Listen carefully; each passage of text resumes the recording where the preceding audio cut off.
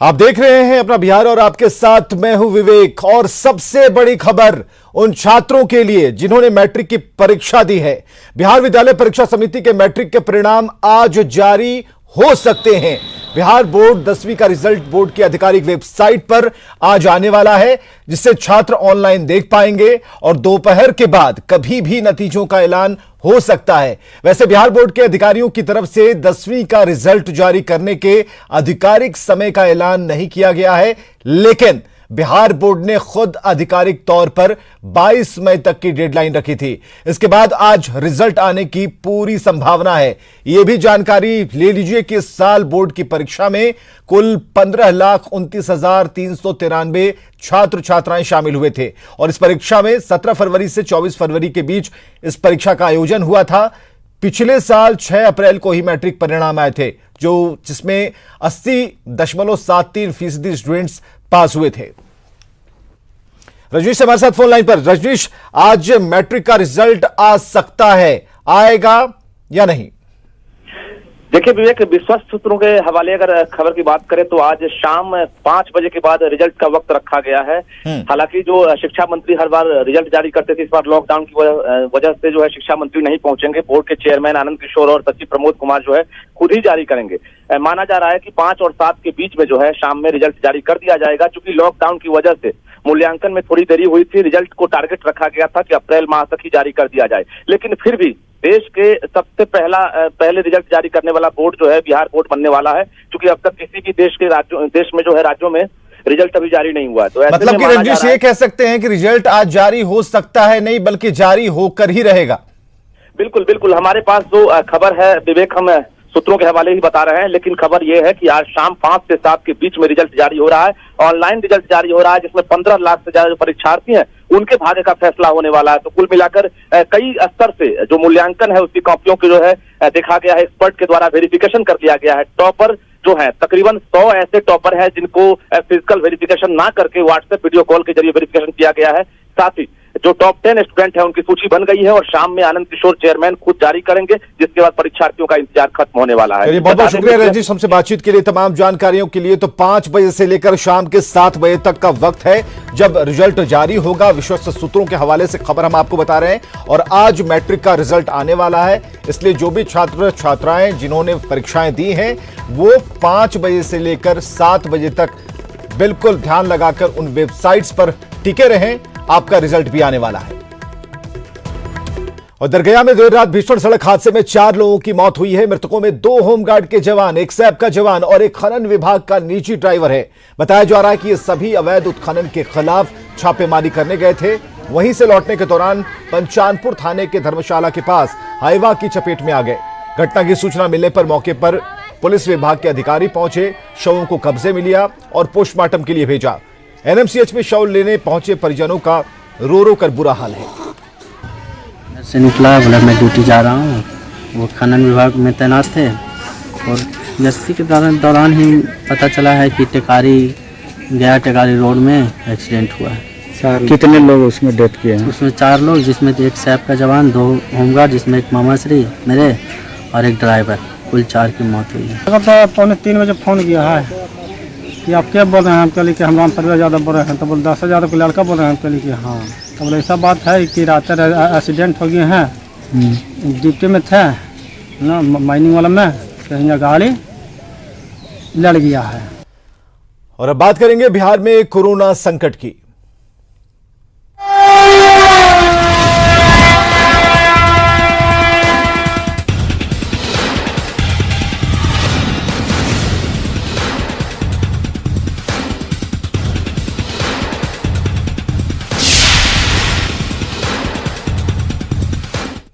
एक जून से हो रही ट्रेन सेवा की शुरुआत के मद्देनजर भारतीय रेल ने बड़ा फैसला लिया है। आज से रेलवे के तमाम आरक्षण टिकट काउंटर से टिकटों की बिक्री शुरू हो रही है। इसके साथ लोग एजेंट्स के जरिए भी ट्रेन का टिकट बुक करा सकते हैं।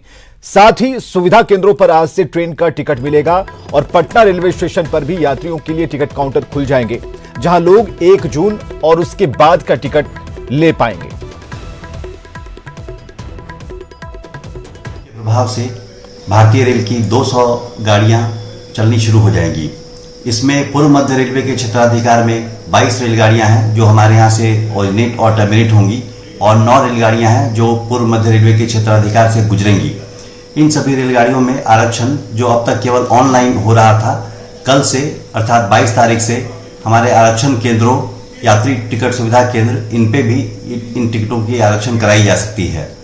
एक तरह से मैं कहना चाहूँगा कि भारतीय रेल शीघ्र ही अपने पुराने रूप में आ रही है और नॉर्मल ट्रेन ऑपरेशन यथाशीघ्र हम लोग चालू कर देंगे।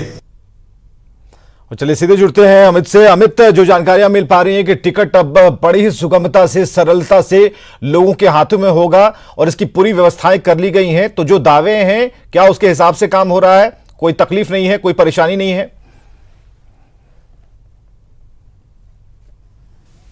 देखिए बिल्कुल विवेक, सबसे पहले हम तस्वीर दिखाना चाहेंगे कि ये देखिए, ये दानापुर स्टेशन का ये नज़ारा है। कहा जा रहा है कि प्रवासी मजदूर जो है आज सबसे अधिक बिहार में आएंगे। 1,40,000 जो है प्रवासी मजदूर आज बिहार में आएंगे और यहाँ दानापुर स्टेशन की तस्वीर जो है वो बिल्कुल से चौंकाने वाली है। देख सकते हैं किस तरह से कोई सोशल डिस्टेंस नहीं। जो फेरी वाले हैं वो अपने तरीके से यहाँ पे फेरी करके सामान बेचने का काम कर रहे हैं। जो प्रवासी मजदूर आ रहे हैं वो उनसे सामान खरीद रहे हैं, तो कहीं कोई एहतियात नहीं बरतता देखा जा रहा है। रेलवे की अगर बात कर ले तो जो अधिकारी हैं वो अपने एसी चेंबर में बैठे हैं। तो क्या इन डब्बों के भीतर की तस्वीरें बाहर से ही अगर कैमरा लगाकर हम दिखाना चाहेंगे कैसे बैठे हैं, इनका जो सिटिंग अरेंजमेंट क्या किया गया है, एक बार अगर इन खिड़कियों तक अगर हमारा कैमरा पहुंच पाए तो। देखिए बिल्कुल विवेक, हम चलते हैं, दिखाते हैं कि देखिए, ये बताओ, इधर आओ। आप सामान बेच रहे हैं, आप लाइसेंस धारी हैं, परमिशन है आपको सामान बेचने का? नहीं है। क्यों बेच रहे हैं आप? यहाँ पे पता है आपको सोशल डिस्टेंस यहाँ करना है? हाँ, बंद है, लेकिन फिर भी आप बेच रहे हैं, क्यों बेच रहे हैं? इसी का घर में खाने के लिए नहीं है। खाने के लिए नहीं है, सरकार ने कुछ दिया नहीं है? कुछ नहीं दिया। चलिए विवेक, तो ये इनकी मजबूरी है जो बता रहे हैं कि हम सामान बेच रहे हैं। यहाँ देखिए, ये प्रवासी मजदूर जो है वो बाहर दूर से ही अमित हम कहेंगे कि आप डिस्टेंस बनाकर चले, लेकिन सिर्फ कैमरे को अंदर ले नहीं जाना, बल्कि बाहर से खिड़कियों से ही हम देखना चाहेंगे कि अंदर व्यवस्थाएं क्या है। बिल्कुल जूम करके दिखा रहे हैं ये आपको। देखिए बिल्कुल ये जूम करके राजेश जी आपको तस्वीरें दिखा रहे हैं कि किस तरह से प्रवासी मजदूर जो हैं यहाँ पे, इन लोगों को कोई फैसिलिटी नहीं दी गई है। किसी तरह से ये चल लिए हैं अपने गंतव्य स्थान के लिए। और ये देखिए स्टेशन पर जो ट्रेन खड़ी है तो ये रुके भी हैं। इनसे कुछ प्रवासी मजदूर से बात भी कर लेते हैं। कहाँ से आए हो भैया? सर हम अहमदाबाद से आ रहे हैं। न लेटिंग में पानी तक की भी सुविधा नहीं था, खाने पीने के लिए एक जगह एक बोतल मिला और कुछ भी व्यवस्था नहीं, कोई सोशल डिस्टेंसिंग का पालन नहीं किया जा रहा है। रेल मंत्रालय तो करा कि बहुत तैयारी है, समुचित तैयारी नहीं हुआ है। बोल तो रहे ना, एक लेटिंग में बाथरूम लोग जाते थे उसमें पानी नहीं कोई कहीं भरा, 2 जगह हम बोले फिर भी कोई कुछ नहीं बोला। यहाँ तक खाने पीने के लिए, पीने के लिए पानी भी नहीं कोई दे रहा था। लेने नहीं आ रहा है कोई मतलब कोई साधन नहीं, कोई व्यवस्था ही बराबर नहीं है, कुछ भी नहीं है।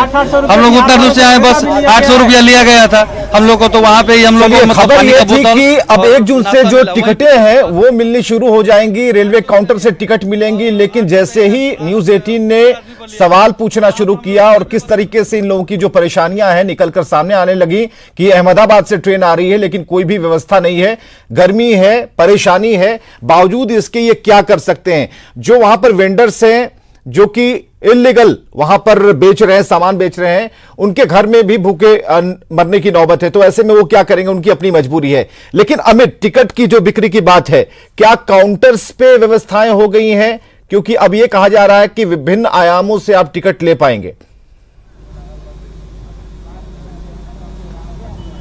देखिए बिल्कुल विवेक, जो टिकट बिक्री की बात है तो उसको लेकर के तैयारी मुकम्मल कर ली गई है। जो क्लर्क है वो भी जो है वो आ चुके हैं, लेकिन ये समय निर्धारित किया गया है, उसी समय अवधि में ये टिकट वितरण किया जाएगा, ये टिकट जो है बिक्री किया जाएगा। लेकिन सबसे बड़ी बात है कि आप टिकट बेच रहे हैं, आप तमाम तरह के जो तैयारी है वो करने का दावा कर रहे हैं, आप जो है अपनी इकोनॉमिक जो है वो बढ़ाने की तैयारी कर चुके हैं, तो उस दिशा में आपकी तैयारी मुकम्मल दिख रही है। लेकिन बात कर ली जाए जो ट्रेन से जो प्रवासी मजदूर आ रहे हैं, आज जो मई है, जब से ट्रेन की शुरुआत हुई है, उससे अब तक सबसे अधिक जो प्रवासी हैं वो आज बिहार में आने वाले हैं। और उसमें भी इस तरह की तस्वीर कहीं न कहीं अपने आप में ये सवाल खड़ा करती है, रेल मंत्रालय से लेकर के रेलवे के अधिकारियों से लेकर के जो जिला प्रशासन है उन पर भी ये सवाल खड़ा होता है कि आखिर ये खिलवाड़ क्यों किया जा रहा है, इन प्रवासी मजदूरों के साथ ये खिलवाड़ क्यों किया जा रहा है। तो एक बार फिर से हम बात कर लेते हैं, कुछ मजदूर और हैं, इनसे भी बात कर लेते हैं। कहाँ से आप? बिल्कुल अमित, इनकी परेशानी जायज है और ये परेशानी दिख भी रही है। बहुत बहुत शुक्रिया फिलहाल के लिए, समय की कमी है। और इधर मध्य प्रदेश के से जो मजदूर का जत्था ट्रक से कटिहार पहुंचा, इन्हें पश्चिम बंगाल के मालदा जाना है, लेकिन ट्रक का परमिट मध्य प्रदेश के कटिहार तक ही था। अब इन मजदूरों के सामने समस्या यह है कि वो कटिहार से 100 से 150 किलोमीटर दूर कैसे जाएंगे। जितनी पूंजी थी वो कटिहार तक आने में लग गई।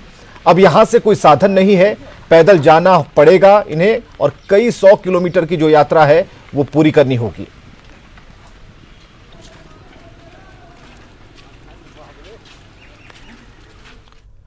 बिहार में प्रवासियों के कारण बढ़े कोरोना मरीज। जी हां, गुरुवार को मिले सबसे अधिक 211 मरीज। तो ये आंकड़ा सामने आया है बड़ी खबर के तौर पर, जब गुरुवार को सबसे अधिक 211 मरीज सामने आए हैं। पहले 40 दिनों में सिर्फ 423 कोरोना मरीज ही सामने आए।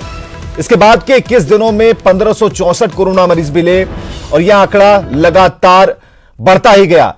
3 मई के बाद आए 999 प्रवासी संक्रमित बताए जा रहे हैं।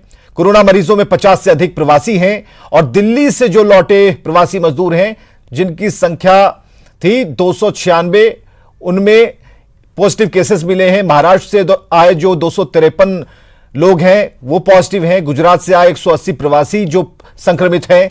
बिहार में कुल जो संक्रमित मरीजों की जो संख्या है वो तकरीबन 1987 तक पहुंच गई है।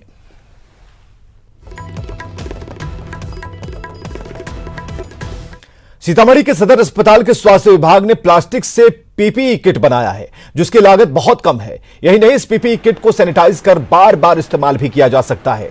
इस पीपीई किट के बनने से सीतामढ़ी के स्वास्थ्य कर्मियों ने राहत की सांस ली और इसे बेहद सुरक्षित माना है। स्वास्थ्य प्रबंधक से बातचीत की हमारे सहयोगी राकेश रंजन ने। सीतामढ़ी जिला में कोरोना मरीजों की तादाद लगातार बढ़ती जा रही है। ऐसे में स्वास्थ्य विभाग के पास संसाधनों की घोर कमी है। कोरोना संक्रमण से लड़ने के लिए स्वास्थ्य कर्मियों को जो पीपी किट दिया जाता है, उसका भी सप्लाई बिहार सरकार के द्वारा बेहद कम पैमाने पर किया जा रहा है। ऐसी परिस्थिति में सीतामढ़ी के स्वास्थ्य विभाग ने एक नया तरीका इजाद किया है। सीतामढ़ी के स्वास्थ्य प्रबंधक सदर अस्पताल के शंभू शरण सिंह ने इस नए तरीके का इजाद किया है। उन्होंने प्लास्टिक के जरिए एक पीपी किट का निर्माण किया है, जो पीपी किट बेहद कम लागत से बना है और ज्यादा सुरक्षा प्रदान करता है। सरकार द्वारा सप्लाई किए गए जो पीपी किट है उसकी लागत भी ज्यादा है। उसकी तुलना में यह पीपी किट 200 से 250 के बीच बड़े ही आसानी से बनाए जा सकते हैं और ये इससे स्वास्थ्य कर्मियों को ज्यादा सुरक्षा प्रदान होता है। हमारे साथ है स्वास्थ्य सीतामढ़ी सदर अस्पताल के स्वास्थ्य प्रबंधक, इनसे बात करते हैं, जानने की कोशिश करते हैं कि आखिर इनके दिमाग में यह आइडिया कहाँ से आया, कहाँ से आइडिया आया। देखिए, वो जो पीपी किट है वो एक बार में डिस्पोजल हो जाता है, इसलिए बहुत ज्यादा मात्रा में खर्च हो रहा था। तो हम लोगों ने अपना एक आइडिया किया कि क्यों ना ऐसा बनाए जो बार बार यूज हो सके और उससे ज्यादा सेफ हो। इसी को लेकर यह आइडिया इजाद किया गया और ऐसा किट बनाया गया है। लगभग 100 के आसपास बनाया गया है, जो कि डिस्पोजल नहीं है। इसका दोबारा तिबारा यूज किया जा रहा है। सोडियम हाइपोक्लोराइड के घोल में इसको धोकर टांग दिया जाता है, 3 दिन के बाद फिर इसका दोबारा यूज किया जाता है और उस किट से ज्यादा सेफ और ज्यादा बेहतर किट है। लागत कितना पड़ा? लागत 200 से 250 रुपया मात्र। और जो पीपी किट सरकार द्वारा तो 500 से 600 रुपया लगभग उसका आता है और एक बार में वो फेंक दिया जाता है। तो इसका यूज क्या होगा, कहाँ कहाँ आप इसका यूज कीजिए? इमरजेंसी में, डिलीवरी में, चूंकि दिन भर में 25-30 डिलीवरी होता है तो 25-30 फेंकना पड़ता है, लेकिन ये तो हम दोबारा इसको यूज कर ले रहे हैं। क्वारंटाइन सेंटर में जाने वाले लोग, हाँ, सभी जगह इसकी यूज हो सकता है और बहुत ही सेफ पीपी किट है हमारा जो बनाया गया है स्वतः।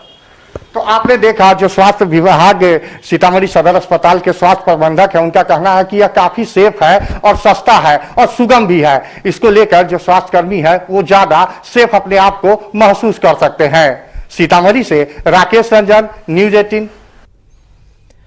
कंटेनमेंट जोन में किसी तरह की आर्थिक गतिविधियों पर रोक है, लेकिन बिहार शरीफ में एक बड़े ब्रांड का मॉल चोरी छिपे चोर दरवाजे से सामान की बिक्री कर रहा है। सामने से मॉल बंद है, लेकिन पीछे की सीढ़ियों की लोगों को मॉल के अंदर पहुंचाया जा रहा है। कंटेनमेंट जोन में इस तरह की बिक्री से कोरोना का संक्रमण तेजी से फैलने का डर है। बिहार सिर्फ के बिग बाजार, जहां पर ये बिग बाजार कोरोना बंदी में सरकार के आदेश की धज्जियां उड़ा रही है। आप देख सकते हैं कि अभी मेन गेट है वो अभी यहाँ से बंद है, लेकिन चोर दरवाजे से यह सामानों की सप्लाई कर रहे हैं और अंदर बहुत सारे कस्टमर को प्रवेश कराकर सामान की बिक्री कर रहे हैं, जो सरकार के आदेश का अवहेलना कर रहे हैं। आइए अब दिखाते हैं आपको चोर दरवाजा। ये वही चोर दरवाजा है जहां देख सकते हैं कि इसी चोर दरवाजे से बिग बाजार के द्वारा कस्टमर का घुसाया जा रहा है और यहां से सामानों की बिक्री की जा रही है। यहां प्रतिदिन करीब सैकड़ों कस्टमर यहां आ रहे हैं और कपड़ा समेत अन्य सामानों की खरीदारी कर रहे हैं। नालंदा से Abhishek Kumar, news 18। Quarantine centre में हो हंगामे के बीच आज हम आपको एक ऐसे क्वारंटीन सेंटर की तस्वीर दिखाने जा रहे हैं जो पूरे देश के लिए मिसाल बन सकती है।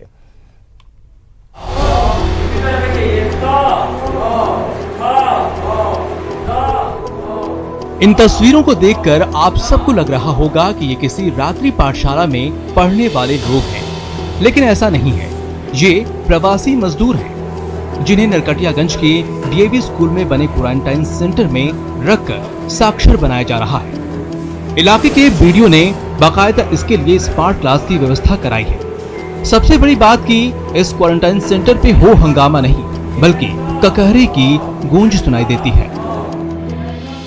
हम लोगों ने जो भी निरक्षर प्रवासी हैं उन लोगों को साक्षरता अभियान के तहत कम से कम पढ़ना लिखना और नाम लिखना उनको सिखाना है। इनफैक्ट हम लोग साक्षरता अभियान से रोजगार के अभियान तक ले जाना है, जो कि बिहार सरकार का मुख्य उद्देश्य है। इस सेंटर में 160 प्रवासी मजदूर हैं, जिनमें से 40 अनपढ़ हैं। इन 40 लोगों को खुद वीडियो साहब पढ़ाकर साक्षर बनाने में लगे हैं। प्रवासी मजदूर भी मानते हैं कि जब वो यहाँ आए थे तो रजिस्टर में हस्ताक्षर की जगह अंगूठा लगाया था, लेकिन जब जाएंगे तो अब अपना हस्ताक्षर करके जाएंगे। काखा गा के शोर से गूंजने वाले इस क्वारंटाइन सेंटर का नाम बदलकर संगरोध केंद्र रख दिया गया है। हम आए हैं यहाँ तो पढ़ना लिखना नहीं जानते हैं, यहाँ आने के बाद हमें पढ़ाया जाता है और शिक्षा मिलता है। क्या उसके बाद हम जान जाएंगे हम नाम अपने गाँव में। यहाँ पे पढ़ाई हो रहा है, सुबह शाम हमको पढ़ाई हो रहा है, लिखने के साइन करने को आता नहीं है, सब कुछ सीख जाएगा और रहेंगे यहाँ। रोज रोज गिरकर भी मुकम्मल खड़ा हूँ, ऐ मुश्किलों देखो मैं तुमसे कितना बड़ा हूँ। नरकटियागंज के क्वारंटाइन सेंटर से आ रही सुखद तस्वीर कुछ ऐसी ही कहानी बयां कर रही है। प्रफुल्ल कुमार, न्यूज़ 18 बेतिया। बड़ी खबर मुजफ्फरपुर के गायघाट से आ रही है, जहां क्वारंटीन सेंटर में रह रहे एक प्रवासी मजदूर ने आत्मदाह की कोशिश की है। आत्मदाह की कोशिश करने वाला शख्स पूर्णिया का रहने वाला बताया जा रहा है और अभी मुंबई से चलकर गायघाट में अपने ससुराल आया था। ससुराल वालों ने इसे क्वारंटीन सेंटर लेकर आए थे। फिलहाल इसे एसकेएमसीएच में भर्ती कराया गया है। कोरोना काल में पुलिसकर्मी दिन रात ड्यूटी में लगे हुए हैं और इस दौरान कई पुलिस वालों की दरियादिली की तस्वीरें भी सामने आ रही हैं और ऐसी ही एक तस्वीर बेतिया के नरकटियागंज से भी आई है।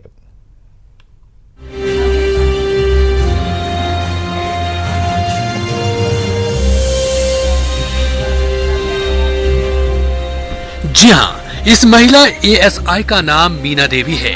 कोरोना काल में वर्दी की जिम्मेदारी के साथ साथ ये मानवता की मिसाल भी पेश कर रही हैं। दरअसल बेतिया के शिकारपुर थाने में एक व्यक्ति मारपीट के मामले में केस दर्ज कराने पहुंचा, जिसके पैर में गहरे जख्म थे। महिला एएसआई ने केस दर्ज करने से पहले उसके पैर में मरहम लगाए, फिर अपने हाथों से उसे खाना भी लाकर दिया। अरे सर, उसका पैर कट गया और कुछ तो अपने से मलहम लगा रही थी। हाँ, बहुत उसका पैर चल नहीं रहा है, सर उसका पैर कट गया और कुछ तो अपने से मलहम लगा रही थी। हाँ, बहुत उसका पैर चल नहीं रहा है। मीना के दरियादिली की थाने की इंचार्ज भी सराहना कर रहे हैं। ये साबित करता है कि पुलिसकर्मी भी मानवीय संवेदनाओं को समझते हुए कार्य करते हैं और जहाँ कड़ाई करना था वहाँ कड़ाई करते हैं, जहाँ भलाई का काम करना था वहाँ भलाई का काम किया जाता है। वैसे महिला एएसआई मीना देवी ने सिर्फ एक गरीब के जख्म पर मरहम नहीं लगाया है, बल्कि पुलिस के मानवीय चेहरे और दरियादिली को भी दिखाया है। प्रफुल्ल कुमार, न्यूज़ 18 बेतिया। पति की लंबी आयु के लिए महिलाएं आज वट सावित्री का व्रत कर रही हैं। बिहार में भी पूरे विधि विधान से वट सावित्री का महिलाएं पूजा कर रही हैं। आप राज्य के 6 जिलों की तस्वीरें देख पा रहे हैं। और तस्वीरों में देखिए कि महिलाएं कैसे विधि विधान से पूजा कर रही हैं। महिलाओं ने श्रृंगार कर रखा है और वट वृक्ष के नीचे पूजा करती नजर आ रही हैं।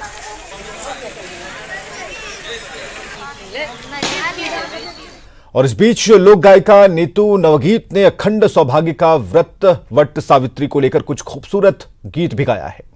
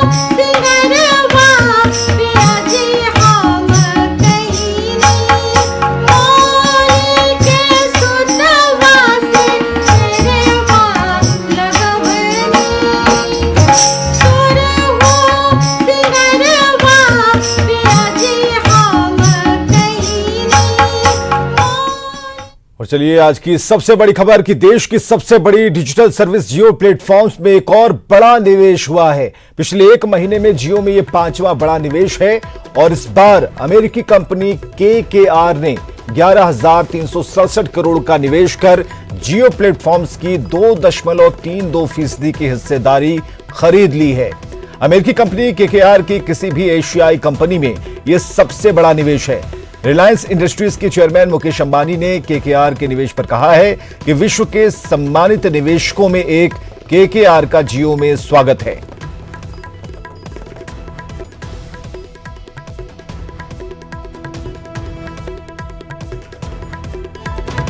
और आगे